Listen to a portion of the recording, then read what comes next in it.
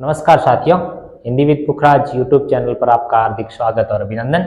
आज हम पढ़ने जा रहे हैं उपसर्ग। उपसर्ग दो शब्दों से मिलकर बनाए, उप प्लस सर्ग। उप प्लस सर्ग। इसमें उप जो शब्द है इसका अर्थ होता है समीप। क्या अर्थ होता है? समीप। और सर्ग का अर्थ होता है सृष्टि करना या निर्माण करना। तो वे शब्द या शब्दांश, याद रखोगे, वे शब्द या शब्दांश का मतलब शब्द का अंश।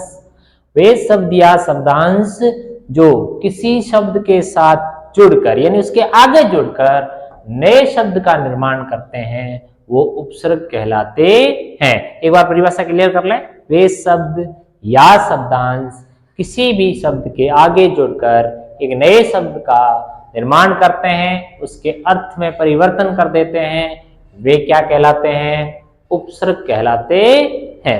अब उपसर्ग के प्रकार, उपसर्गों के प्रकार। उपसर्ग कितने प्रकार के होते हैं? उपसर्ग 3 प्रकार के होते हैं। कितने प्रकार के होते हैं? 3 प्रकार के होते हैं। कौन कौन से 3 प्रकार के होते हैं? इसका पहला प्रकार है संस्कृत के उपसर्ग, संस्कृत के उपसर्ग। दूसरा प्रकार है हिंदी के उपसर्ग। दूसरा प्रकार क्या है?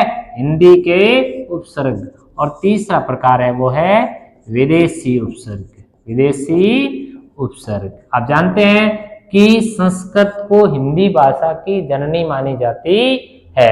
संस्कृत के जो उपसर्ग है उसको हम एक और नाम दे सकते हैं। कौन सा नाम है? तत्सम उपसर्ग। क्या कह सकते हैं उसको? तत्सम। तत् का मतलब होता है उसके, सम का मतलब होता है सम्मान, उसके सम्मान यानी संस्कृत के सम्मान सीधे हमारे हिंदी में उपसर्ग आए तो संस्कृत उपसर्ग का एक और नाम है वो है तत्सम उपसर्ग। क्या है? तत्सम उपसर्ग। तो जो संस्कृत के उपसर्ग है हिंदी में वो कितने माने जाते हैं? 22 माने जाते हैं। ये भी अपने को याद रखना है। क्या क्या याद रखना है? उपसर्ग की परिभाषा याद रखनी है, उपसर्गों के प्रकार याद रखने हैं, संस्कृत के उपसर्ग को तत्सम उपसर्ग कहते हैं ये याद रखना है, और संस्कृत के हिंदी में उपसर्ग कितने हैं? 22 है, ये भी याद रखना है। इसके अलावा कौन से उपसर्ग है? हिंदी के उपसर्ग है और विदेशी। विदेशी में अरबी के उपसर्ग होंगे, फारसी के होंगे, अंग्रेजी के उपसर्ग होंगे। इस प्रकार से, और अरबी में उर्दू भाषा के उपसर्ग आएंगे। तो इस प्रकार के उपसर्ग होते हैं। अब संस्कृत के कितने हैं? 22 उपसर्ग है। उनको हमें याद करना है। कैसे याद करना है वो आप देखिए। अब देखिए संस्कृत के उपसर्ग। किसके उपसर्ग है? संस्कृत के। संस्कृत के उपसर्ग कितने हैं? संस्कृत के उपसर्ग कितने हैं? 22 उपसर्ग है, जिसको हम क्या नाम देते हैं? तत्सम उपसर्ग। क्या नाम देते हैं? तत्सम उपसर्ग। अब देखिए ये हम एक एक याद करें। पहला है अति। उपसर्ग के साथ उसका अर्थ भी हमें आना चाहिए। अति का अर्थ है अधिक, आगे या परे। जैसे अतिशय, अत्यंत। देखो अत्यंत में भी अति है। कौन सी संधि है? यण संधि। अति प्लस अंत, अतीन्द्रिय। कौन सा है इसमें? इसमें भी अति लगा हुआ है। अति के साथ कौन जुड़ा हुआ है? इंद्रिय जुड़ा हुआ है। कौन सी संधि होती है? दीर्घ संधि होती है। ये भी देखो अपनी संधि भी साथ साथ क्लियर हो जाएगी। उसी तरह अधि। अधि का मतलब है ऊपर या श्रेष्ठ। अधिवक्ता, अध्यादेश। देखो अधि प्लस आदेश और अधिसूचना। अधिसूचना, यहाँ अधि निकल जाएगा, पीछे आदेश आ जाएगा, अध्यादेश। इसी तरह अनु यानी पीछे। जैसे अनुज होता है, अनुकरण होता है, अन्वेषण। यहाँ भी एक संधि और एक कुछ याद आ रहा है अन्वय और अनुषण में? अनु प्लस एषण। वह के आगे कौन लगा हुआ है? ए लगा हुआ है। वह क्या बताएगा? इसको ए बताएगा, एषण हो जाएगा। अन्वय में क्या होगा? अनु प्लस अय। तो जब हम शब्दों को तोड़ना सीखेंगे तो हमारी संधि भी उसके साथ संधि भी आनी चाहिए। जब संधि होगी तो उसमें से क्या निकल जाएगा? उपसर्ग भी निकल जाएगा।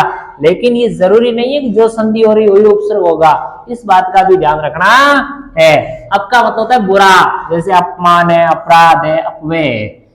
और अगला है अभि। अभि का मतलब होता है सामने। अभिशाप, अभ्यंतर और अभिषेक। अभ्यंतर शुद्ध शब्दों में पूछा करते हैं। इसका क्या होगा? अभि प्लस अंतर। इसी तरह औ का अर्थ होता है बुरा या हीन, नीचा, अवनति, अवगुण, अवमूल्य।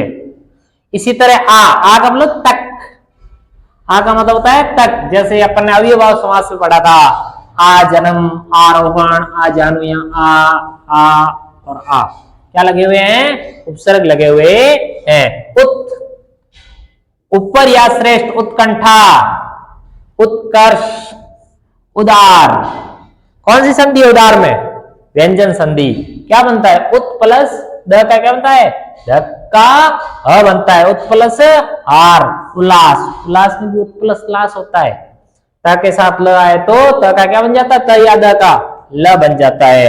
उप सहायक या निकट, जैसे उपवन, उपमंत्री, उपसर्ग। ध्यान रखना उपसर्ग में भी उपसर्ग लगा हुआ है। इसी तरह दुर यानी बुरा, जैसे दुर्गुण, दुर्गुण में दुर्गुण, दुर्व्यवस्था। दुर्व्यवस्था में क्या होगा भाई? दुर के साथ कौन जुड़ा है?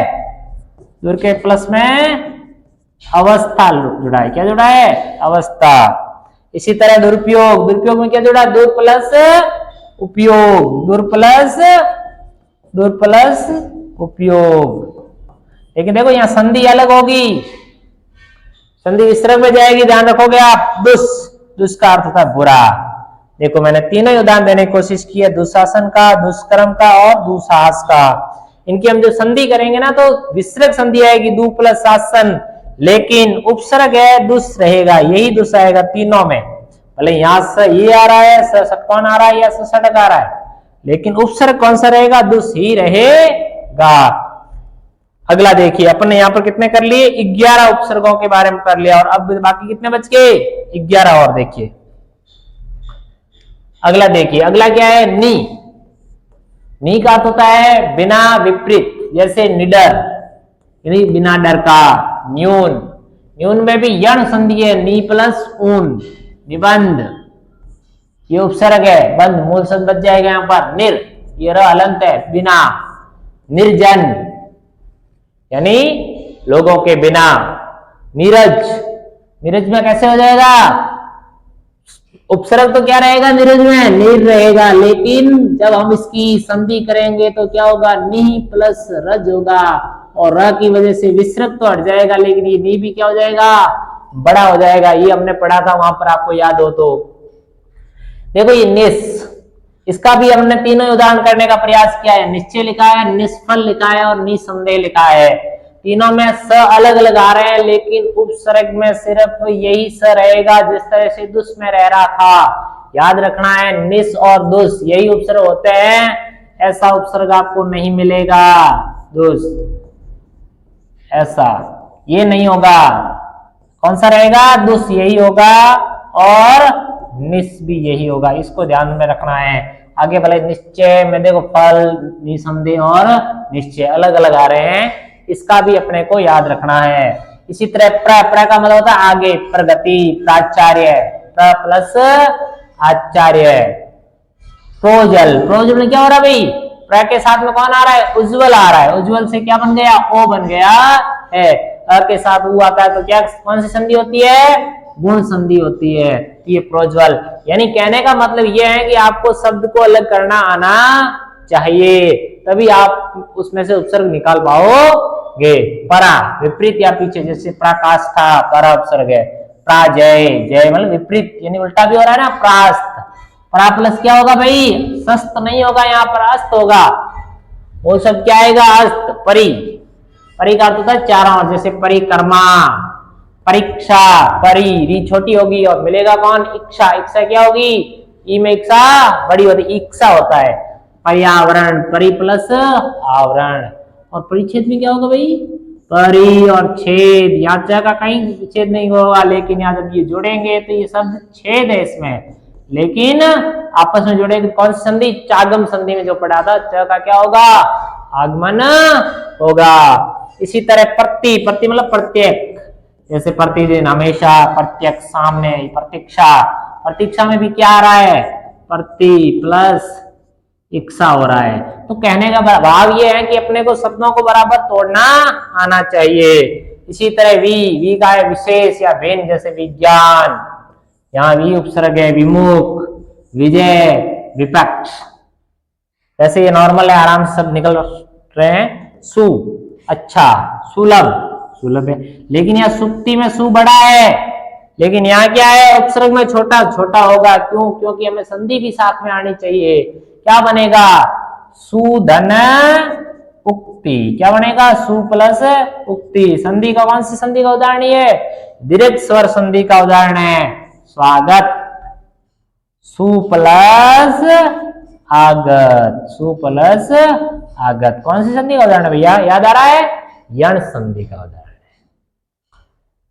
य व र के आगे आधा है तो यण, य व र पूरा है तो अयादि।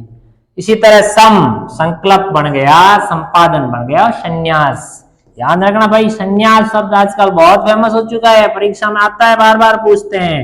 इसके ऊपर बिंदी भी होती है। संन्यास को हम ऐसे भी लिख सकते हैं और संन्यास को हम ऐसे भी लिख सकते, यानी दो ना भी लिख सकते हैं। संन्यासी लिखो या सन्यासी लिखो, जो भी आपको लिखना है। ये शुद्ध शब्द है, इसको भी ध्यान रखना। एक होता है 22वां है अपी, अपी का मतलब होता है भी यानी अपितु। इस तरह से संस्कृत के उपसर्ग हमने करने का प्रयास किया। 22 उपसर्ग होते हैं। तो क्या हुए? 3 प्रकार के मैंने उपसर्ग बताए। कौन कौन से? संस्कृत के उपसर्ग, जिसको हम क्या कहते हैं? तत्सम उपसर्ग कहते हैं। अपन ने संस्कृत के उपसर्ग पढ़े। संस्कृत उपसर्ग के बाद अपन बात कर रहे हैं हिंदी के बहुत ही महत्वपूर्ण उपसर्गों के बारे में, जो परीक्षा में अमूमन पूछे जाते हैं। जैसे एक उपसर्ग है उन, उनका मतलब होता है एक कम। जैसे 49, 49 का है मतलब 50 से एक कम। 29 यानी 30 से एक कम। 79 यानी 80 से एक कम। दू का मतलब होता है दो, यानी दो गुना, दो गुना, दुनाली, दुमोहा, जिसके दो। इसका अर्थ क्या हो जाएगा? दो। स का अर्थ होता है सात, जैसे सचर है, सहपाठी है। अध, अध का मतलब होता है आधा। कचरा, अध कचरा, अध पका, अध मरा। इस तरह के जो शब्द आते हैं उसमें कौन सा उपसर्ग होता है? अध। सामान्य उपसर्ग नॉर्मली अपने को याद हो जाएंगे। औ, औ का अर्थ होता है बुरा, जैसे अवसर, अवगुण। उसी तरह चौ, चौ का मतलब चार, जैसे चौरा यानी 4 राहों का समूह, चौकार। कौन सा समास है भैया? दिग्गु समास। चौपाया, 4 पैरों वाला। तो शब्द का अर्थ क्या है? 4। सव का अर्थ होता है अपना, स्वदेश, स्वराज। और पर का अर्थ होता है दूसरा, प्रकाश, परदादी, परहित, दूसरे की भलाई करना, दूसरे का काज करना आदि। परदादी यानी परदादी भी दूसरा, यानी अपने पिताजी की दादी होती है, अपन उसमें क्या आएंगे? सेकंड आएंगे तो परदादी। इस तरह से ये शब्द है। कुछ है, बहुत सारे हैं वैसे उपसर्ग। समय का अभाव है अपने पास, विस्तृत क्लासें जस्ट आ रही है। जुलाई के सत्र में आपकी बहुत ही व्याकरण की बिल्कुल आराम से पढ़ाया जाएगा और विस्तृत क्लासें जल्द यूट्यूब पर डाली जाएगी। अब अगला है, वो है अपन विदेशी कुछ उपसर्ग है, उनके बारे में बात कर लेते हैं। अरबी फारसी उपसर्ग है, जैसे अल, अलहदा, अलबता, एन, एन वक्त, खुश, खुश मिजाज, खुश नसीब। इस तरह के उर्दू के जब शब्द आते हैं। गैर, जैसे गैर हाजिर, गैर कानूनी। बद, बद मतलब बुरा, जैसे बद चलन, बदकिस्मत। इस प्रकार के शब्द आते हैं। इसमें बद है, बाद, बा है, बाइज्जत बरी कर दिया गया होता है ना, बा, बाइज्जत। सरकाज है, सरपंच है, इस तरह के शब्द आते हैं। हम है, हम भी विदेशी उपसर्ग है उर्दू भाषा का, जिसका हमदर्द, हम सफर, इस प्रकार के शब्द आते हैं। जो मतलब आपको लगते हैं कि अरबी फारसी के शब्द हैं, वो शब्द किसमें आएंगे? विदेशी उपसर्ग आएंगे। अंग्रेजी में जैसे एक्स सर्विसमैन है, हाफ पैंट है, हाफ शर्ट है, इस प्रकार के उपसर्ग आते हैं। सब इंस्पेक्टर है, ये सब उपसर्ग लगेगा। कोऑपरेटिव है तो को उपसर्ग लग जाएगा। इस प्रकार से हिंदी, संस्कृत और विदेशी उपसर्ग है। संक्षिप्त में बहुत ही आप ये समझाने का प्रयास किया गया। परीक्षा में सवाल है वो किस प्रकार के आते हैं उपसर्ग को लेकर। उपसर्ग की परिभाषा पूछ सकते हैं, या ये पूछ सकते हैं कि कौन सा उपसर्ग है, संस्कृत का है, हिंदी का है या विदेशी उपसर्ग है। विदेशी उपसर्ग है या संस्कृत है, वो आपको शब्द देख के निकालना पड़ेगा। यदि आपको लगता है कि कोई शायराना सा शब्द है तो उसमें वो उर्दू का उपसर्ग होगा या विदेशी उपसर्ग के अंतर्गत आएगा। हलंत रहित शब्द है तो वो आपको लगना चाहिए कोई हिंदी का उपसर्ग है। और हलंत वाले और जो 22 उपसर्ग है वो आपको याद करके उसमें से करना पड़ेगा। इस प्रकार के उपसर्गों का एक सवाल ये भी बनता है। साथ में शब्द पूछ के भी बता सकते हैं इसमें कौन कौन से उपसर्ग है। या एक सवाल ऐसा बनता है कि आपको देंगे कि इससे संबंधित किस जो है वो ऑप्शन है उसमें इससे संबंधित उपसर्ग है। उपसर्ग के इस प्रकार से 2 या 3 प्रकार के सवाल बनते हैं। धन्यवाद।